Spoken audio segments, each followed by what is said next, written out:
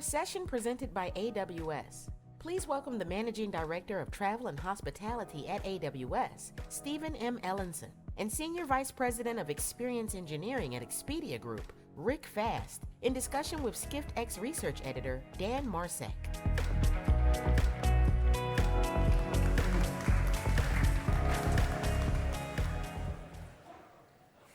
All right, Stephen, Rick, great to have you guys with us. Thank you. So, digital transformation, let's talk about it. Skift and AWS have done a survey and a custom research report in each of the last 3 years, and that's given us a really great opportunity to see some trends along the way. We're gonna pull up a slide here really quick, and when it comes up, this year we found that about 3/4 of executives said that digital transformation is very important to their business. Now, 75% of anything is, pretty impressive number, but the biggest thing about this is since just the last year, that went up over 5 percentage points. So Stephen, the first question to you, what happened?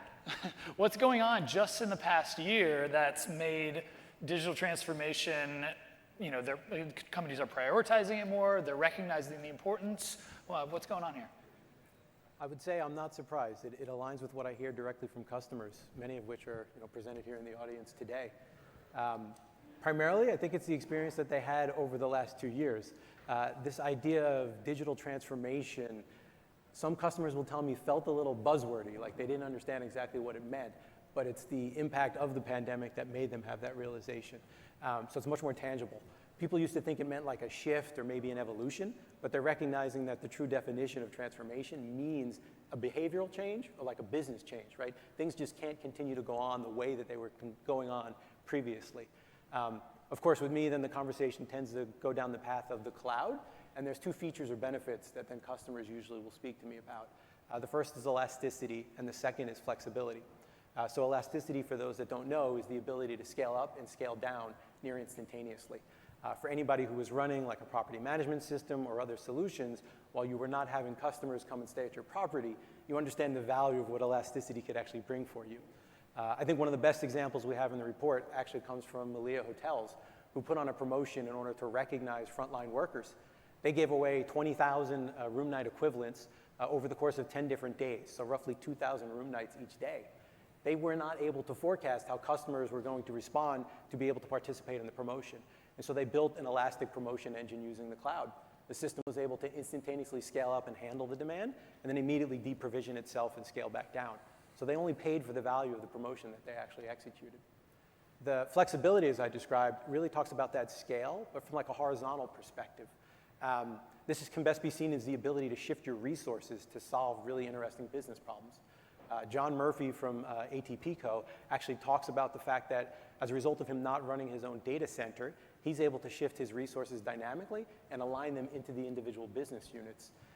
For some of our customers, this meant moving overnight to decentralized contact centers, right, enabling their agents to work anywhere and anytime.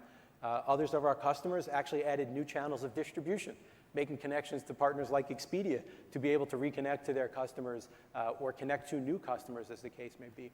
And so to your point, we always knew that the innovation that was born of disruption would stick around and linger with us. Most of the conversations on the stage today were around things like contactless or touchless services. But I can share with you, after speaking with all the executives and executives sharing that they now understand they can transform their businesses basically overnight, I think that's why we see budgets and the understanding of transformation just ever increasing. And I think it's likely going to continue. Great, and Stephen, thanks for those examples. I think that really helps. We're talking about a technical concept, these high-level things. So bringing those to life, I think, helps everybody connect to a little bit more. And Rick, that's why you're here with us today. From what I understand, Expedia has gone through a transformation of its own over the past few years. So can you tell us a little bit about that and what that looked like? Sure. So Expedia has been digital since the start, and we've gone through a number of transformations. And when we talk about elasticity, flexibility, that was, the past decade. We've moved out of our data centers. We've been leveraging the capabilities that public cloud can afford us. The problem is a lot of you probably know, is that each of our consumer brands was a separate tech stack, and so we did that journey to the cloud and to more flexible and elastic infrastructure. 5 or 6 times, right? And so, starting in 2018, we made a decision that our next digital transformation will be bringing those together onto a single platform that we call Open World. And my role in that is bringing our customer experiences together, right? And so that has huge advantages for our customers, because now we're delivering the capabilities that our customers get across Hotels.com, across Travelocity, Orbitz, Expedia, all with one code change rather than 7. And so there's huge benefit for the customers because we're able to deliver at scale the capabilities that they need to shop and book travel. And also, Open World is all about making our capabilities available for our partners as well, leveraging that experience or what's on the back end. So yeah, you mentioned Open World. That sounds very exciting. Is there anything else there? How's that going to transform the business overall in terms of what that means for Expedia beyond the technical sides that you mentioned? Yeah. So Open World, we're not really rebuilding Expedia. Expedia's, we've had all the goodness and all those capabilities have been there, but in a lot of cases they were built for purpose, right? Like, oh, you can only use that thing on Expedia. Oh, you can only use that thing on Hotels.com. A lot of what Open World is kind of on the back end on those capabilities, and we're not rebuilding them. We have a huge buffet of amazing travel capabilities. Really, we're kind of redrawing the architectural boundaries and kind of repackaging so that they can be used kind of more a la carte, which is great for our customer experiences for B2C because we can, use things in new contexts, right? And so a lot of the work has enabled us to do things like deliver our new trip planning products, things like that.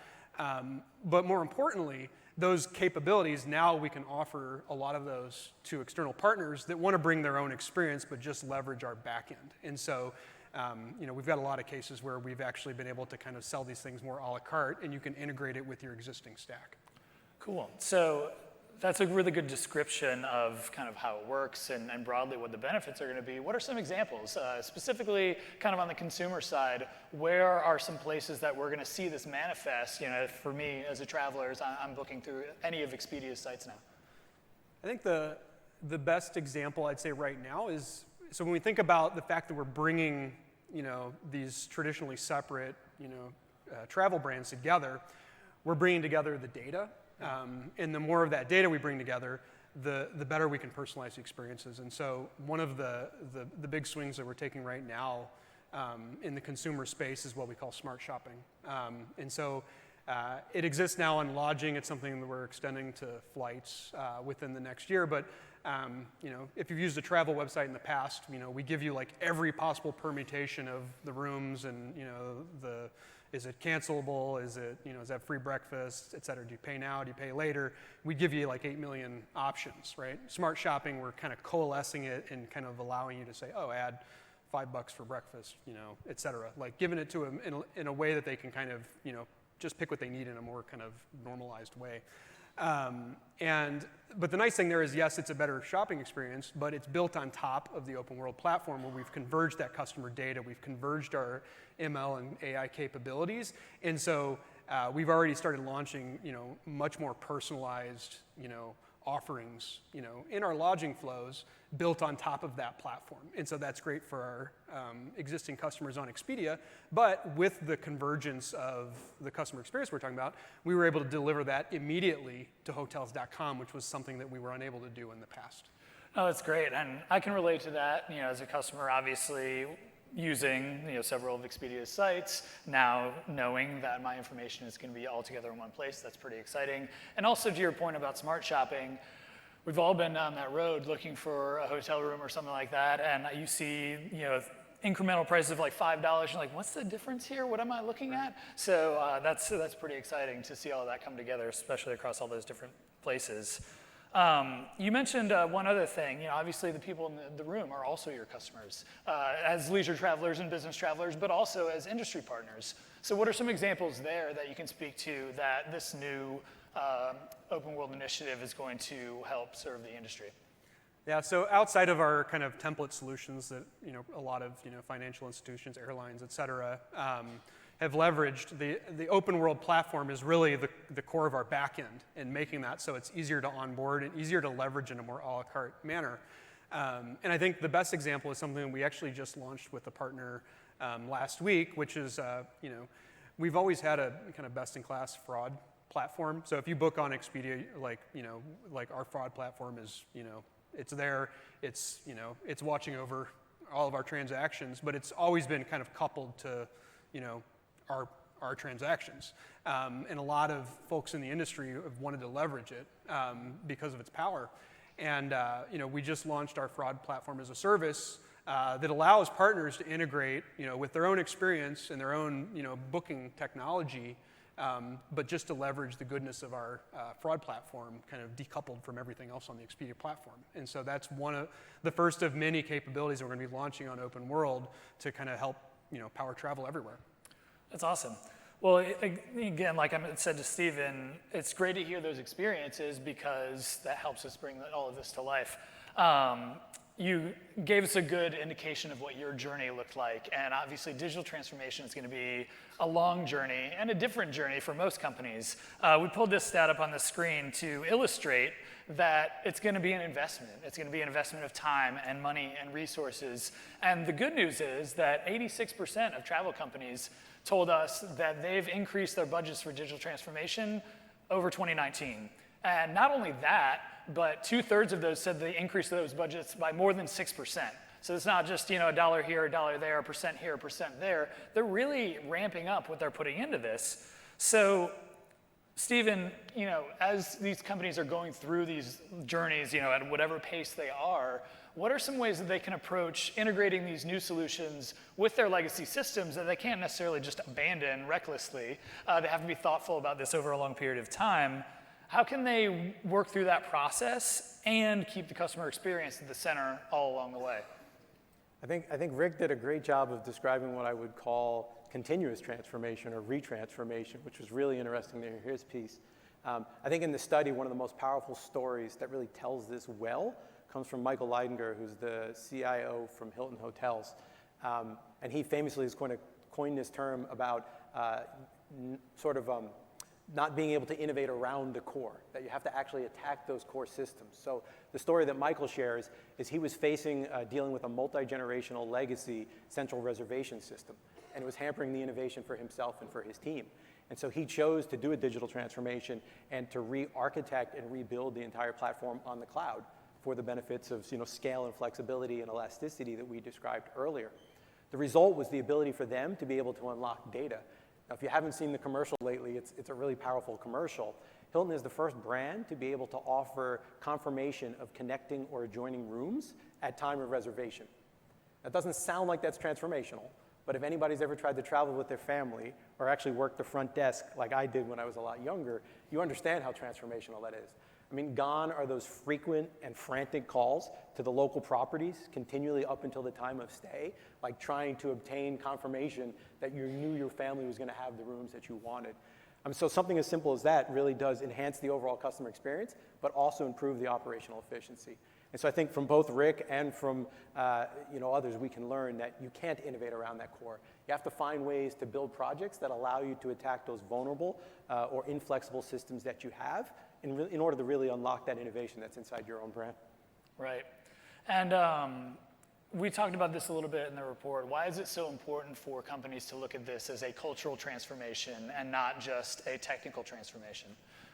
It is always people, process, and technology. And I think you've probably heard those three things.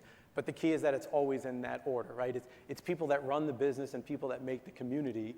They describe and build those processes that then the technology can ultimately support. I would just share, unlike Rick, most organizations will only go through a digital transformation once. And so that's a single occurrence for you. There are folks that exist in the universe, like AWS and other partners, that help customers experience hundreds, if not thousands of these things each year. And so, of course, you should leverage on those folks in your network and your ecosystems that can bring their unique perspective to you. They can accelerate and amplify outcomes for you. From an Amazonian perspective, where we see customers being successful is when those executives have alignment on what the digital transformation is. What is the behavior or the business change that they're seeking to accomplish? They set really aggressive goals. I think we heard some of that from our leaders here today. They recognize that the pace of innovation is only getting faster, and so they invest in training and upskilling their organization. They want to empower their resources to be able to leverage all of these capabilities we talked about, like elasticity, flexibility. And then, of course, last but not least, they do what we just described earlier. They don't get stuck with analysis paralysis. There is no such thing as a perfect 5-year digital transformation roadmap. I can share that with you, right? The trick is to like categorize those projects. Think about not innovating around your core. Get some low, medium, and maybe high-level projects described. Go after those low-level projects. The learnings that you're going to have are going to enable you to iterate and to improve your medium-term projects. And then you'll be able to iterate again and improve your longer-term projects. So really, eliminate that fear, tackle the core, and build success for your organization. Stephen, Rick, thank you. Everybody, please download our report, and you can learn more. And thanks for your time, guys. Appreciate it. Thank you.